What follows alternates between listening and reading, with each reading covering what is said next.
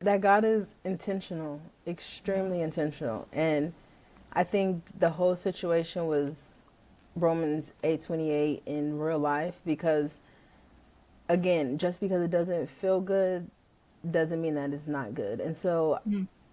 it's hard to reconcile the idea that losing my father may have produced good, but it did.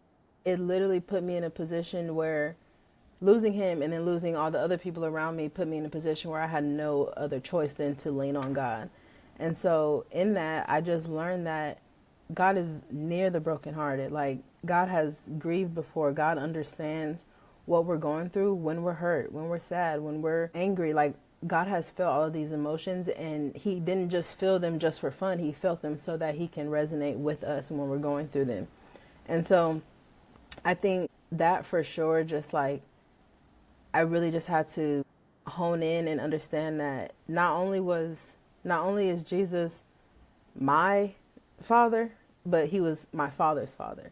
And so I felt so much comfort. At my dad's funeral, my uncle was doing his spiel, and at the end of it, he was talking about how my dad would always, like, people would be trying to argue apologetics with my dad about whether Jesus is real and his deity and all this stuff. And he would always end the conversation with, I don't care what y'all talking about, Jesus is God. And so him saying that at the funeral reminded me like of how much of a faithful man my father was. And so I'm like, if my dad who lost both of his parents in his young age could fully depend on God in the loss of them, of course, that's where I should go to work through what I'm going through with losing him. So just knowing that the same God that comforted my father in his grief is comforting me in the grief of losing him. Man, I love that. Especially when you said just because it doesn't feel good doesn't mean it's not good for you.